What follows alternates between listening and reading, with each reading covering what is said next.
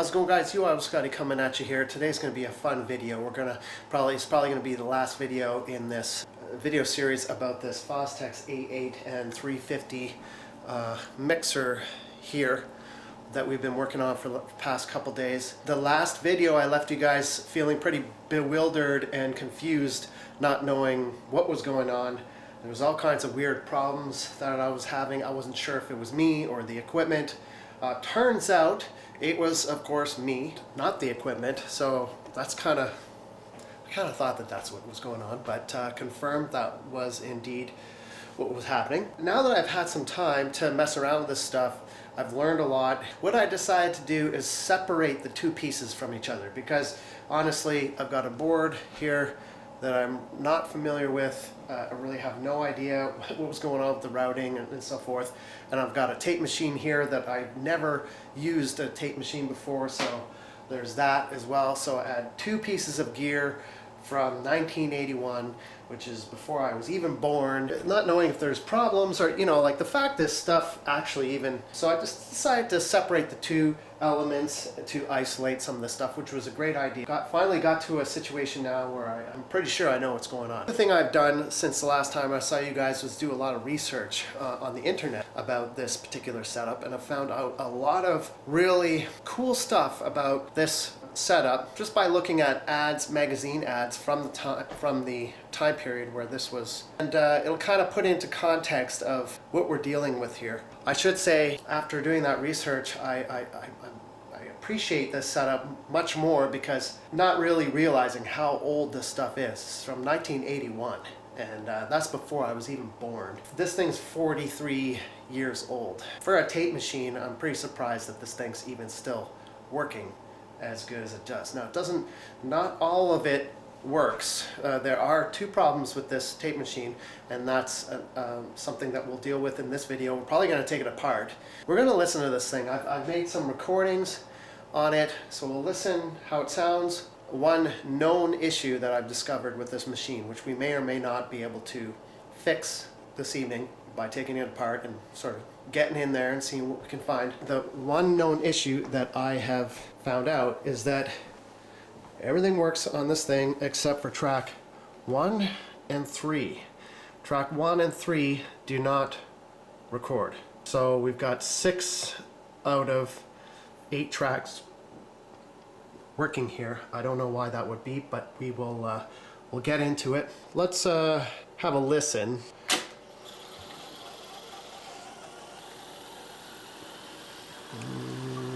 Turn to 0. Ooh. Yeah, I don't think that's supposed to really be like that. Ah, damn it. Okay, I'm gonna put the camera down here for a sec. I was hoping that wouldn't happen. It goes past the return to 0 a little bit, so maybe the brakes are maybe a little worn out, but we'll see. We'll get it apart and check that out. But anyways, give me a sec here.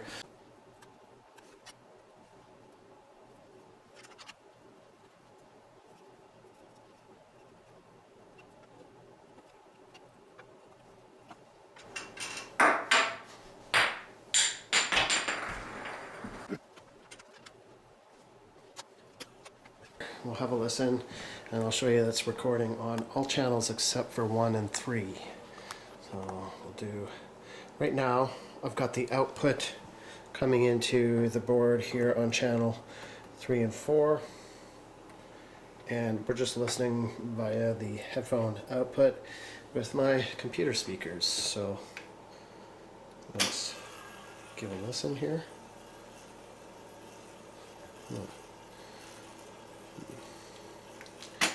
Maybe we could make that the 0 point.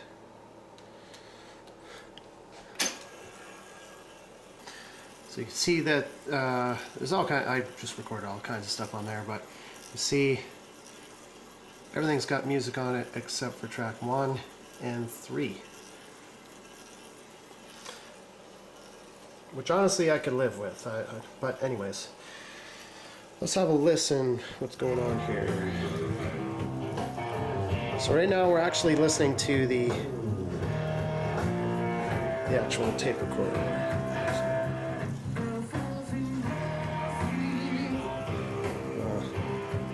Try it up a bit.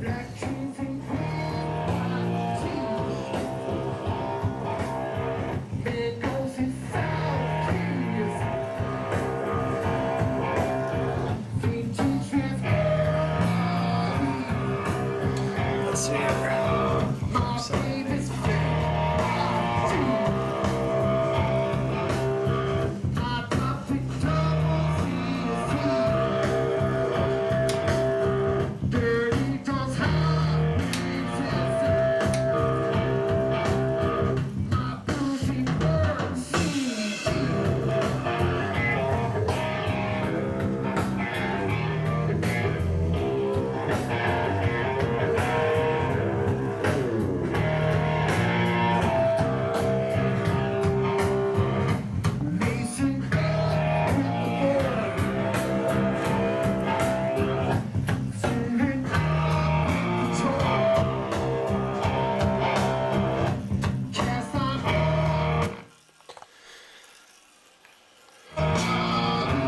Okay, I'll stop it there because what I want to point out is something that I've sort of realized with this machine is it's fairly interesting, the noise reduction, Dolby C noise reduction circuit, switching it in and out makes a huge difference in the way this sounds. We'll do a separate video on Dolby noise reduction because that in itself is a fairly interesting topic. So we'll do a video about that maybe next week. But this, just for now, for those of you that don't know what this is, it's supposed to reduce noise. But switching this in and out is, I mean, tape inherently is known for having a very distinct hiss sound. It has to do with the speed at which the tape turns, this being 7.5 inches per second. And there's a circuit here that introduces a certain set of frequencies that can be taken out after, which reduces the tape hiss, which at the time people really didn't like and was trying to get rid of that. But it makes a big difference when switching this in and out. I find if you, I don't know if I like it. It really affects the high end, this Dolby noise reduction, but you can turn it off. But it's still, I find honestly, if I'm just making observations about the sound, I do find that the high end is really, really different on this tape. Really kind of compresses the high end quite a lot. It garbles it somehow. It's hard to put into words. It's definitely not as clean as a digital recording, that's for sure. But that's the whole charm of tape. I think it's definitely got its own character. But if you're not careful with this noise reduction stuff, if you double up on that by accident, it really, really degrades the high end of the recording. Just starts to sound really muffly and just not very good. But anyways, let's keep this going. The first half of that was with Dolby noise reduction. The second half of this is without.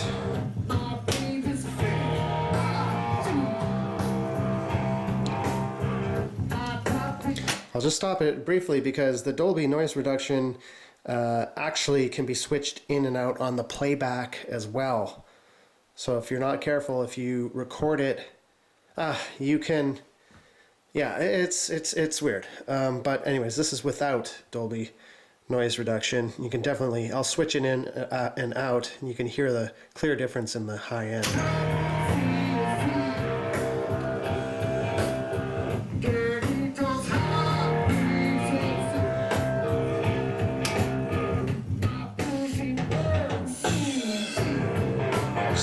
Everything's really muffly. Take that out. High end comes back.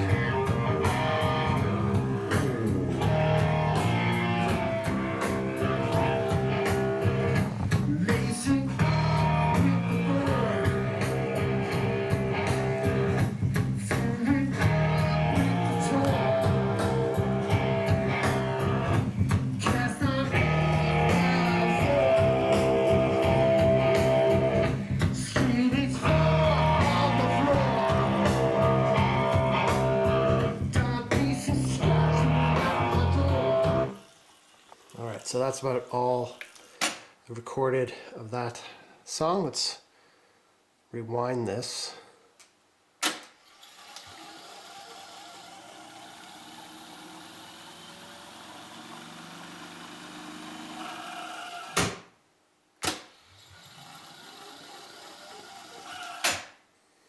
Okay.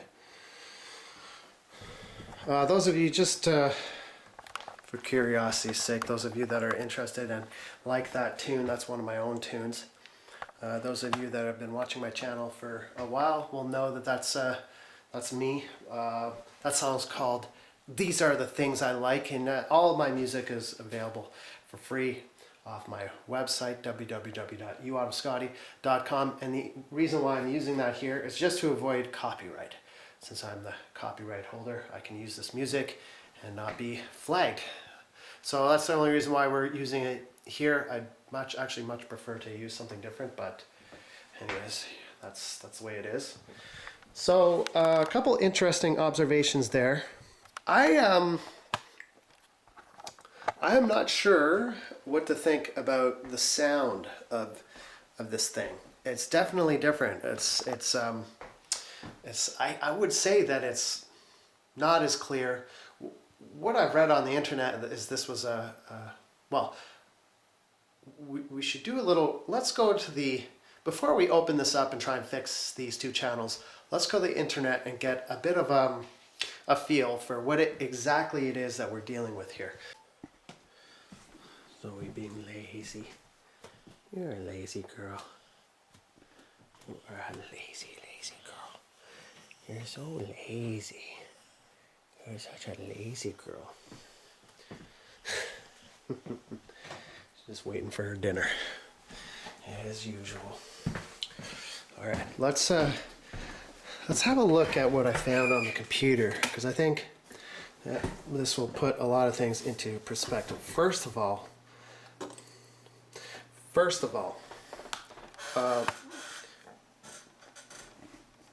we should recognize here for just a moment that these days I think we're quite spoiled with home recording. I mean, anybody can record at home these days. It's super easy. I'm looking at a piece of gear right now that's hooked to my computer right here that I use as an audio interface.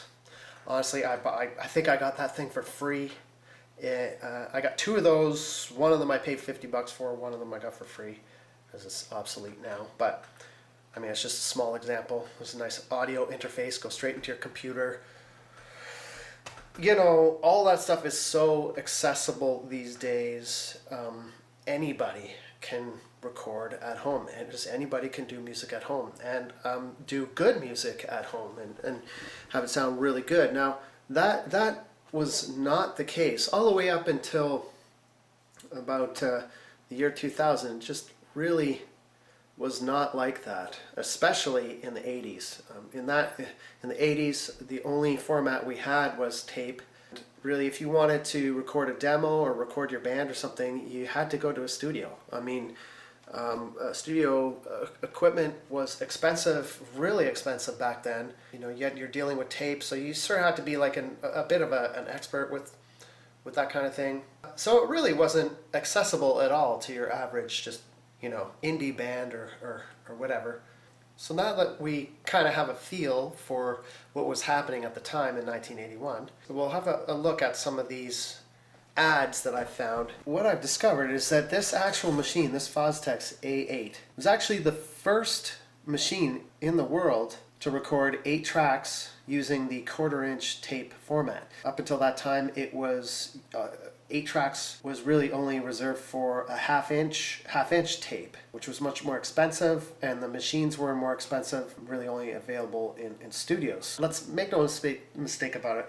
Fostex was not trying to corner the high-end market. Okay, that was, you know, we had Tascam, Studer, all those companies that were making really high-end reel-to-reel 24-track 2-inch tape kind of machines that you would find in a professional studio. Now Fostex never really made any gear like that. That wasn't their target. They were really trying to corner the musician that, you know, musicians that were trying to be easy on their pocketbook. That's what they were trying to go for. So this machine is not I would say a professional grade machine. This was made to sound as good as it could sound, but for an affordable price.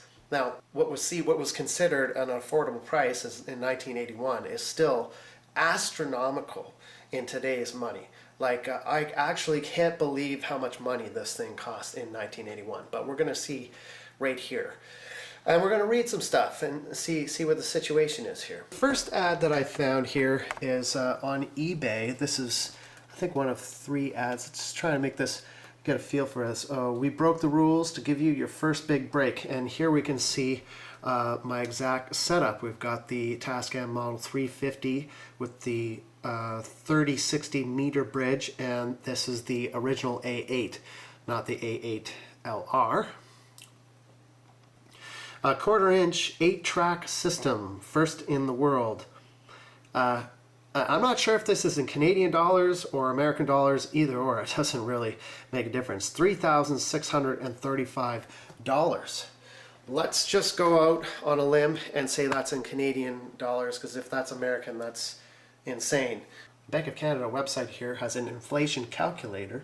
Calculated how much that would have cost in 1981. So here we see $3,635 in 1981.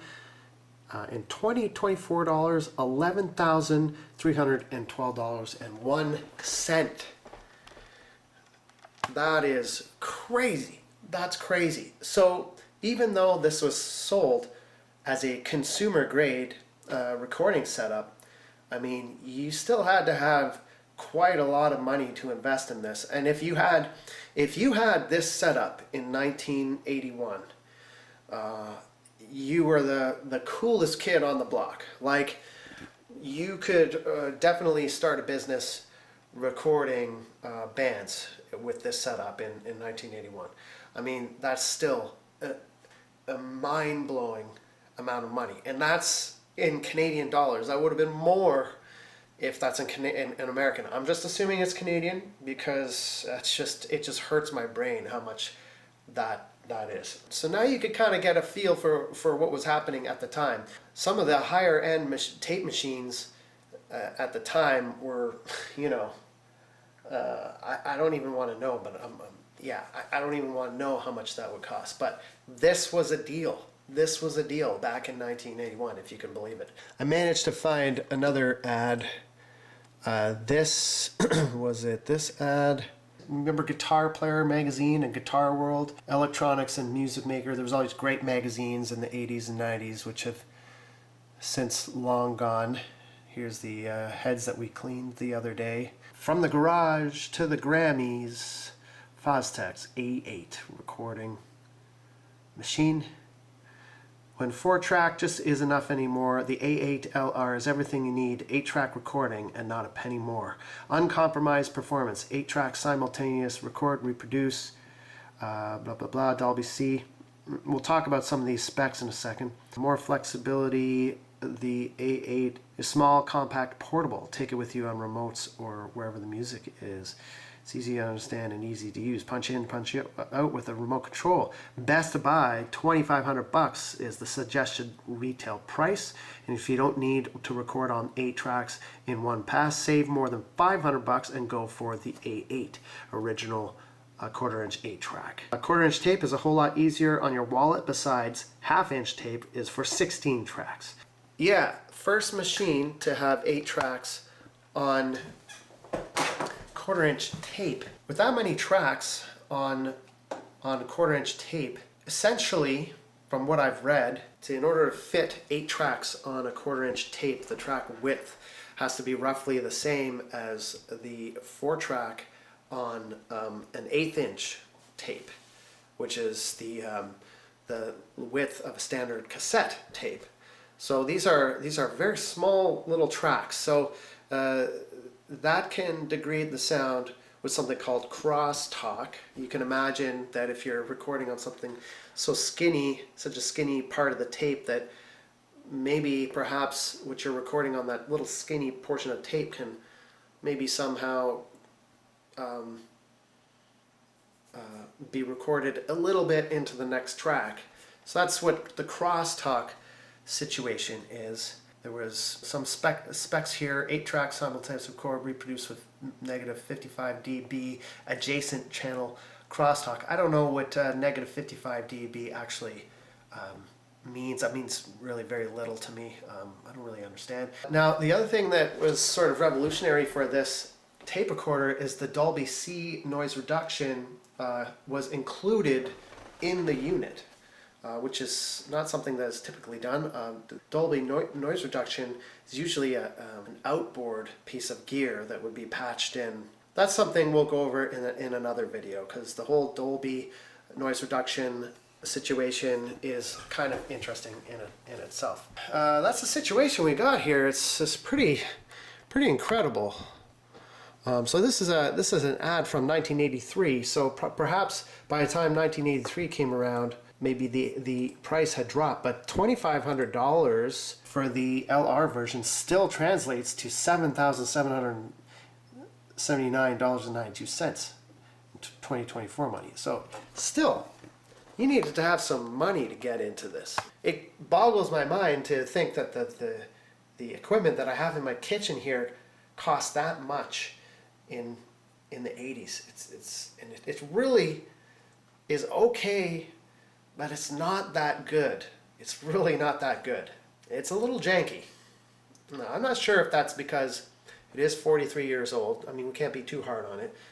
But from what I've read here, even a unit that was brand new is still a little janky, you know? So this whole recording business was challenging in the 80s. Like, it was really quite an uphill battle for independent musicians to get a recording. I think that we kind of lose sight of that perhaps in today's day and age, where recording's just so easy. You know, it's so easy and so affordable. This was quite something to own back in the 80s. It was not a small deal. I hope we can look at this thing with a little bit more appreciation for what it actually is. Something he doesn't really pick up on camera, which is that it is very small. It is sort of compact. This would have been considered compact in the 80s. It's about the size of 20 record albums stacked on top of each other. It's really quite a compact machine, tape machine, as well as this. So this would have been your setup. You could put this in your car and go to your buddy's house and record their band. Let's talk about some of the issues I was having last time, which I've since sorted out.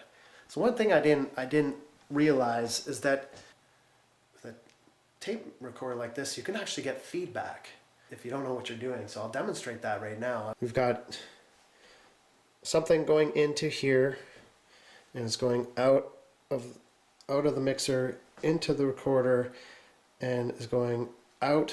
The output of the recorder is going into another 2 channels. What you get here is a feedback loop, and I wasn't really getting that at first. So if I turn up these channels here, and then I turn up these channels at the same time, while monitoring, okay, this function here is kind of interesting too, because you can choose what tracks, let's say tracks 5 and 6. You see input monitor says individual or all. If I select tracks 5 and 6 and press record, it lights up this little light here, and when that's lit up, you can now hear the input. You're now monitoring these 2 tracks. As soon as I press stop, that little record light goes off, and you're no longer monitoring. But now it's monitoring. What tracks do we have here? let me just see, what tracks are we going into? Is it 7 and 8? Yeah. Let's say I want to record on tracks 7 and 8. Press record. And so I should be monitoring those tracks now. So whatever's going in, if I now bring out the output, I start to get feedback, which sounds like that. And the reason why that's happening is, of course, the input is going into one channel, going out and being monitored through the tape recorder, and that's coming in and adding to that signal. And it's kind of like a cycle, and then you get feedback. I didn't realize that could happen with a tape machine. So there you go. So that's where that noise was coming from. But it was also kind of figuring out how this input monitor functions, right? So if I have it on all, that's sort of then this can also happen on the all. But if I take that off, then I'm no longer monitoring those. I'm now monitoring individual tracks. So because I don't have these selected, I don't have the feedback problem. But as soon as I do that, get that feedback loop, or I can fix it by muting those channels. So yeah, there's little things like that. Never worked with a tape machine before, so I don't know. That was kind of I'm glad that wasn't a weird problem with the machine though. Anyways, kind of a lot of talking here in this video. I think what I'll do is I'll deal with this board in a separate video. Let's just deal with the machine today. Let's get this open. Let's figure out if we could fix tracks 1 and 3. Because if we could fix tracks 1 and 3, it'd be pretty sweet. I'm not super thrilled with the sound, but I'm sure that if I use this a lot, that I could get some pretty cool sounds with it once I get used to it. So I'd really like to get it working, the whole thing working. So let's take it apart and see if we can fix this.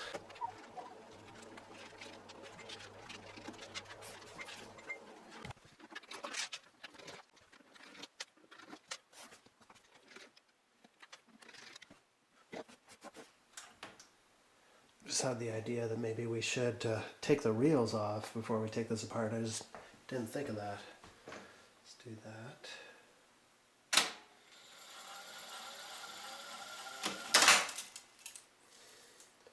Wonder how it knows that it's oh, probably this. Not sure. Anyways.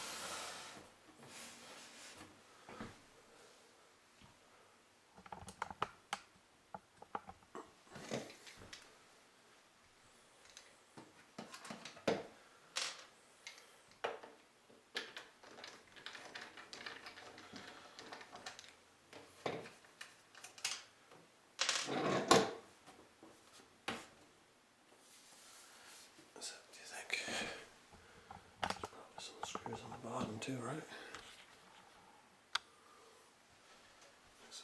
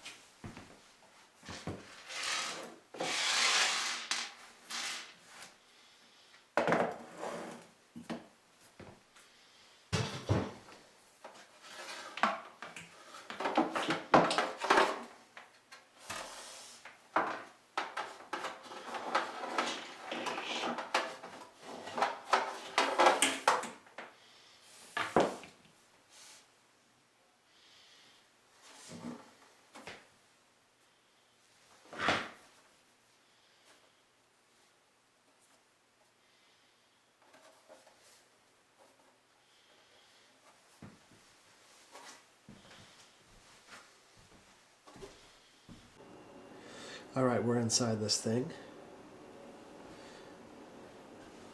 First glance, can't really see any obvious problems. But everything is modular boards. Everything is connected with these little snaps, those same little snaps that we broke to that little thing here. So theoretically, this board is the system control board. So theoretically, if you just took those little snaps out, I would presume that you could remove that whole board to work on it, which is kind of a good thing. And all of the boards are like that. As you can see, those little black snaps. This looks to be, well, obviously a power supply section. There are 4 fuses here. 4 amp, 250 volts, 1.6 amp, 2 amp, and 1 amp. I don't see any obvious problems with any of the caps. They look okay. This one might be a little bit bulgy, maybe.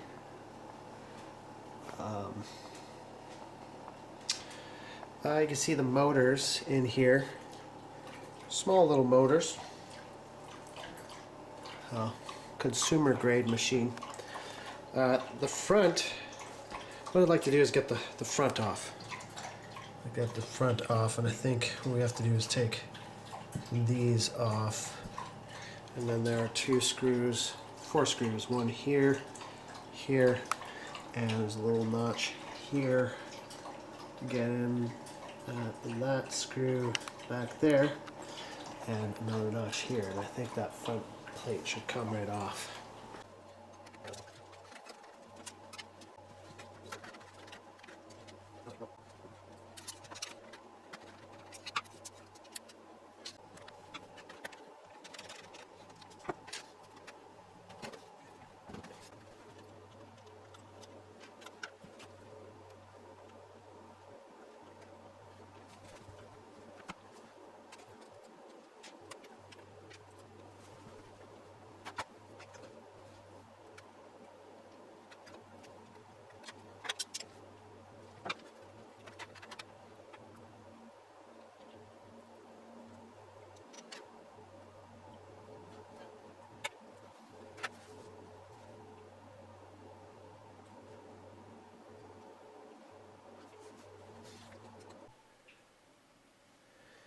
Okay, we got the front plate off here.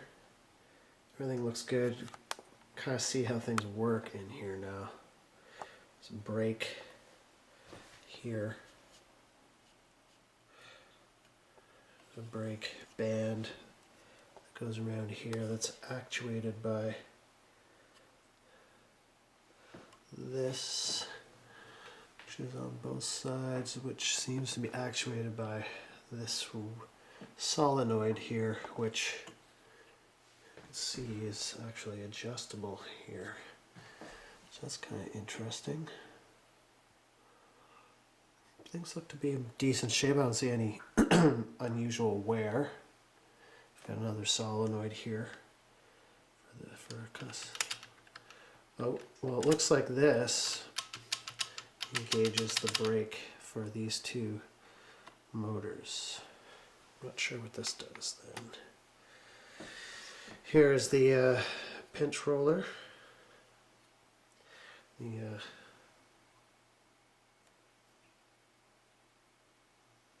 rubber on this seems okay. The rubber on these seems good too.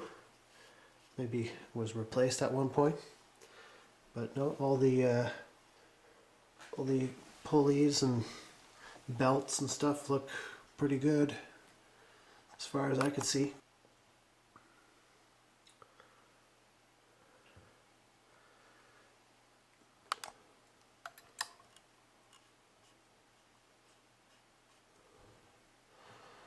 And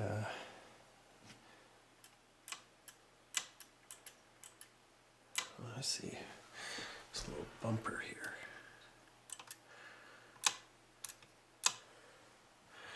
Little bumper, felt bumper on both sides.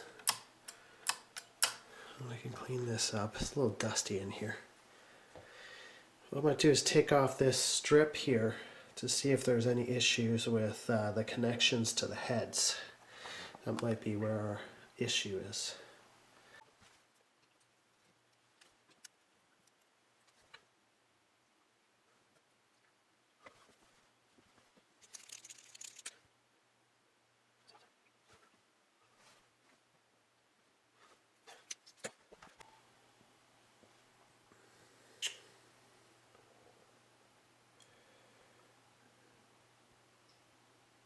Here we have the head terminal PCB, which doesn't seem to have any loose connections on it, anything like that.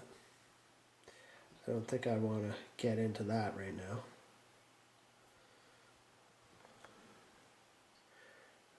Until I really know, I'm able to diagnose the problem. I think I'll leave that alone for now.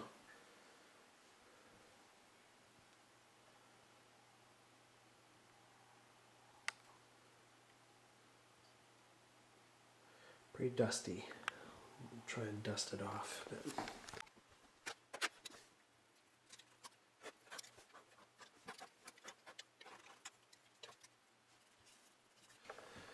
Yeah, I don't see any obvious problems here, so I'm going to probably close that back up.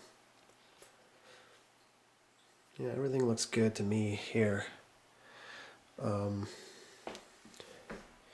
What I'd like to do is get this lower panel off and have a look at these lights that need replacing down here, if I can. So what we'll do next.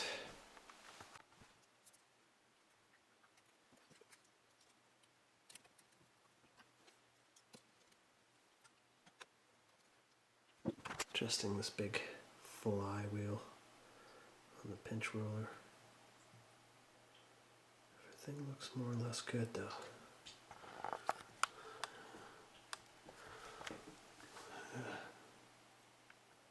Actually pretty straightforward, this thing, honestly. So we got two motors. So there's three motors. There's a motor here, motor there, and a motor there. Okay, you've got a switch here. Oh yeah, and that's just literally just a little limit switch. Right there, you can see that. Some kind of switch you'd find on a furnace or something.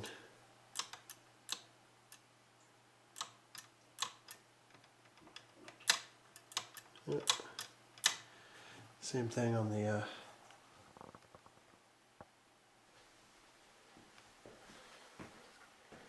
same thing on the other side there. Same thing over here.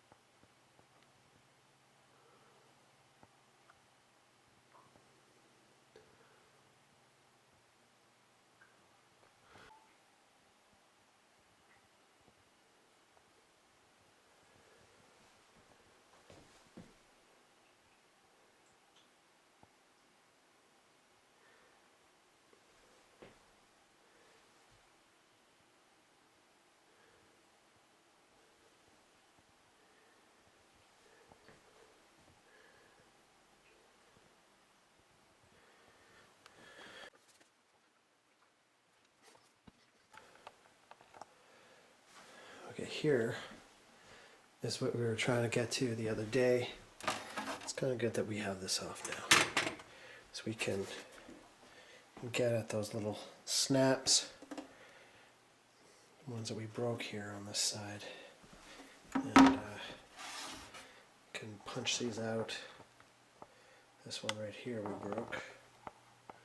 That one and that one we can punch both of those out and get that off. The reason why that's important is so that we can get at this stuff to make all kinds of adjustments to each channel. modular boards here for each channel that seem to be on cards that look like they could theoretically slide in and out.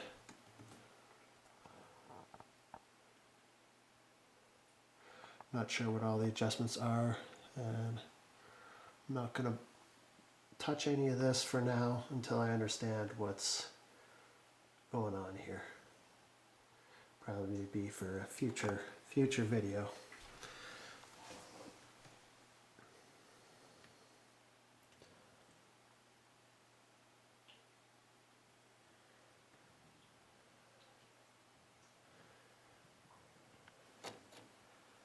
This whole tape machine is all on these modular cards. I wonder if we took these screws out, what would happen? Let's try that. Let's actually just try taking these out and see if these cards actually slide right out. These must be adjusted from the factory, and they all seem to be more or less the same position. But some of them are actually a bit different. Look at this one here. They're slightly different than the one above it.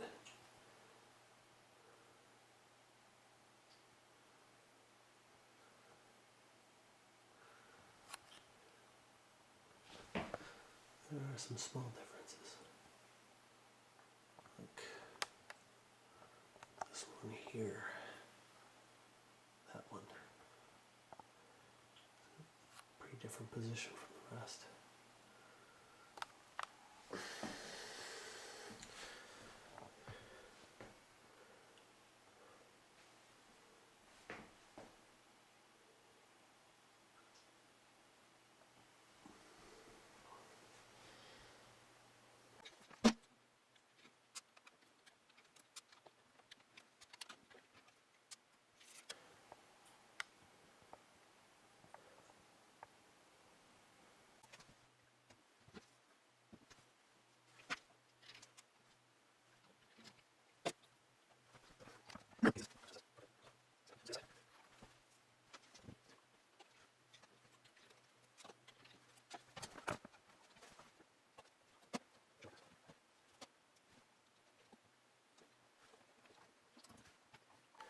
Alright, well here's the deal, guys. I know how this comes apart. I decided at this point that I don't want to go any further. This, I can clearly see, comes off, and then there are some screws that you get up from this way to get this panel off. Now, it's a little further than I'd like to go right now, especially because it's not crucial to the operation of this thing. Some of these lights are burnt out, so big deal. The VU meters still work. I think it's more of a risk getting this thing off and screwing something up. It's functional right now, so I don't really need to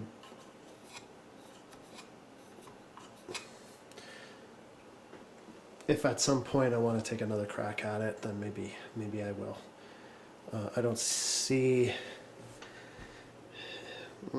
track 1 and 3 does not record, and at this point in the game I've gone about as far as I want to go. I just want to use this thing, see how much I like it, see how useful it is.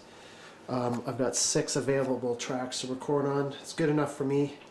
I think I'll just leave it at this for now. I'm going to put this back together.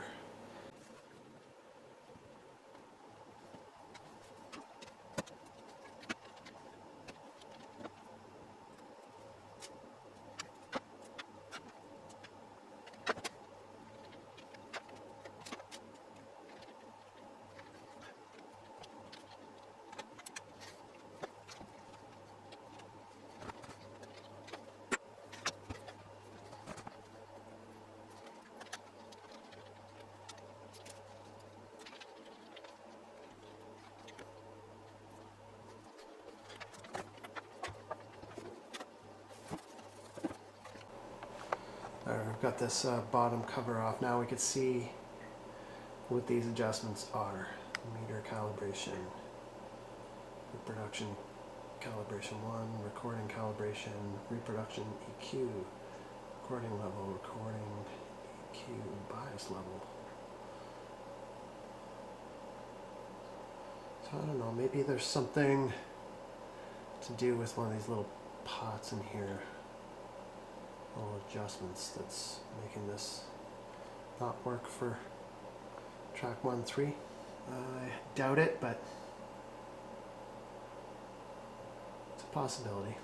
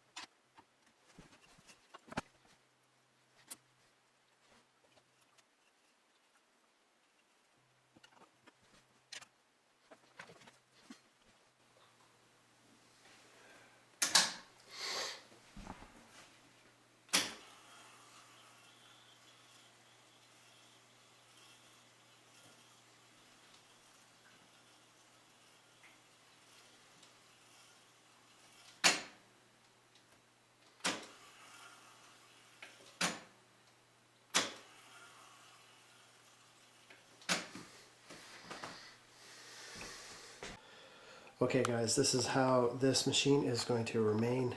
At this point in time, I'm satisfied. I think I'm fairly confident. I know what the machine is and what it is not. These 3 VU meters don't have lights, no big deal. Track 1 and 3 doesn't record, but I've got 6 tracks that do. That's honestly plenty for me. I'm just going to keep it. I'm going to set it up in my basement. We'll do another video with respect to the board, because there's kind of some interesting things with regards to that. But so anyways, we've got a working tape machine now, so I'm happy about that. That, you know, I bought this thing pretty much as is off Facebook Marketplace, and you know, it could have been completely dead for all I know. I didn't spend too much on it. I spent $350 on it, so for that and the board. So maybe a little too much, but you know what? I got a tape machine now. It's not the best. I think it's sort of sounds like a consumer grade tape machine, but honestly, I'm gonna put it down in the studio. We'll do some experiments with it over the next few months and see what we could do with it. See what could come up. See if we could get her cooking a little bit here. Maybe kind of get a little bit more comfortable with the whole workflow of the analog recording style with the board. Maybe do a little bit more practice with it, so on and so forth. And we'll see what we could do. So yeah, working tape machine for the UOttawaScotty YouTube channel. And I'm sure this is not the last video you will see of this machine. There probably will be many more, and we might do some alignment and practice some procedures like that, because I don't really understand what that stuff is just yet, and I'd like to understand the process. It's all laid out in the manual, so perhaps next video we will do some alignment, whatever that is. I know there's all kinds of adjustments. you know, demagnetizing the heads, all that kind of stuff. I'm aware of all of these things. I don't know how to do them yet, but I'll learn, and then we'll show you how to do them. So there she goes. That's the Fostex A-8 LR. I have no desire at this point to tear further into this thing. Just doesn't make a whole lot of sense. It's working right now. I don't want to damage it. I don't want to push my luck. It's not super crucial right now to have these other things working. Maybe one day I will, if this becomes part of my regular setup, maybe one day I'll tear in there and try and get her working absolutely perfectly. But for now, she's good. Okay, I'm happy. Okay, so I hope you guys enjoyed that video. Stay tuned to UOttawaScotty YouTube channel. Last video that I put out was quite popular, and I really appreciated all of your comments with regard to that video. So there will definitely be a follow-up video regarding that. Some of you guys had some really great comments that, you know, made me think of things that I hadn't thought of. So really appreciate the comments, guys. And UOttawaScotty out, and we'll see you in the next adventure. Bye for now.